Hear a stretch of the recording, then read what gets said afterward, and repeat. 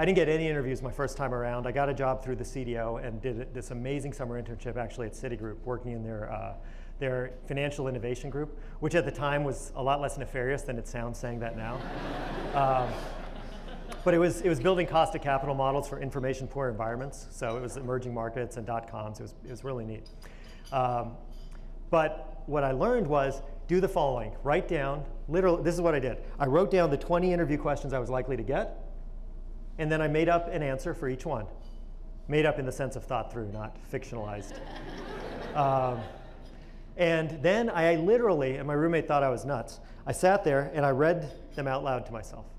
I didn't write it longhand, I had abbreviations. But for every interview question I knew I was going to get, I had 3 answers. And the reason you have 3 answers is because most companies that interview on campus, you're going to meet 2 different people, right? Those 2 people are going to form different impressions of you. If you bomb one interview, you want the second person to have a different story illustrating your capabilities than the first person. So first interviewer says, no, I don't know. I don't think Laszlo was very good at problem solving, something consulting firms value, because I told him some story he didn't like. And the second interviewer says, actually, he told me about this other example that was really compelling. I get through to the next round. And the most important thing is if you prepare this stuff, your brain in the interview, instead of going like, I don't know, let me tell you a story, your brain is focused on the interviewer. What are they looking for? Am I building rapport with them? Is our body language in sync? Are they having a good time or not? There was one consulting firm where the interviewer, literally as we were talking, he had his arms back like this, and he starts doing this. Literally as we were talking. And I did not think it was going so well. I did get an offer, but it was bad, right? But my brain was aware of, okay, the guy's falling asleep. It was a very subtle signal. Finally, case interviews. Case interviews, it's just all about practice. All the frameworks you're going to be taught, or that you can buy from different sources, it's all garbage. I mean, you're going to learn analytic frameworks in your classes, like Porter's 5 Forces. I'm not talking about those. I'm talking about here's the way to crack a case. The way to get really good at cases, do a bunch of cases. And what I ended up doing after doing a bunch of these practice ones was I came up with 2 different frameworks that worked for every possible situation. They were general enough that, well, the client has a problem. I would guess I would look first at revenue, then expenses. And the consultants go like, well, that's pretty good. But the beautiful thing, again, is if you've prepared, you watch the consultant, and they give you cues, right? They're not mean people, right? They're not trying to hurt you. So they will give you cues and clues and say, well, what about this? What about this? And if you've done it enough, you'll be able to go down a bunch of different paths. You'll nail every case. So point 3, prepare. Number 4, push like hell for what you want. If you know what you want, and you've decided it's this job at this company, be relentless in going after it. Don't be a jerk. Don't be schmoozy. Every company has the stereotype of the MBA who is always wanting to shake their hand and get friendly with them and follows up with them. And there's good and bad ways to do that.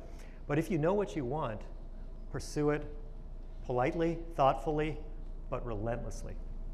So when I came to business school, wanted to work for McKinsey & Company for a whole bunch of reasons. And I didn't get picked to interview my first year. So I spent a lot of time with McKinsey people over the summer and into the next year. And the guy who was assigned to lead campus recruiting was this delightful guy. And I helped him set up. I was the student volunteer coordinator, or whatever that's called, where you get to meet them and you hang out with them.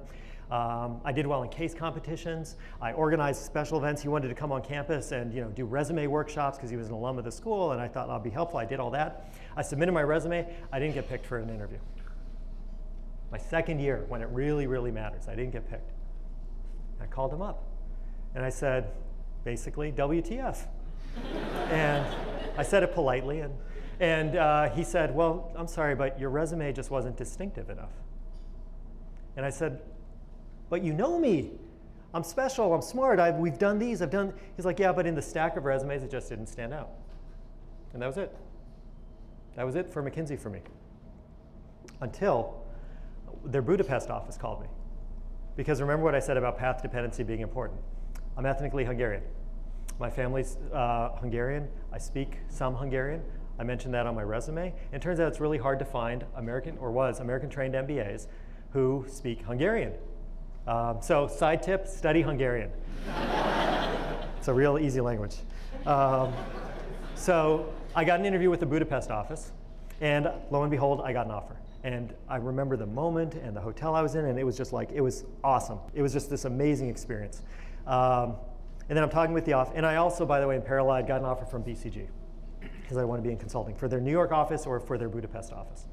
So I tell McKinsey, excited, want to join the Budapest office, figure I'll do it for 2 years and come back to the US, because my family worked really hard to get me here. And the managing partner said, well, we were really thinking more like a 6-year commitment. And I didn't realize that it was up or out, so like if they're signing on for 6 years, that would have been pretty sweet. And I said, well, I don't want to do 6 years. And he said, well, I'm sorry, there's not an opportunity. I said, well, can we transfer the offer to a US office? No, we don't do that. It's for the Budapest or nothing. And I thought, and I was on the phone, I remember this moment too. I remember where I was sitting and I wanted McKinsey so bad. And I said, well, I'm sorry, but I'm declining your offer. Thank you very much. I'm going to accept BCG's offer in New York. And the phone went quiet. And then he said, well, let me talk to somebody. And I went and interviewed in our office, in McKinsey's offices here, and got an offer, and it was after the campus cycle had closed. So the sub-message here is, first of all, if there's something you want, pursue it.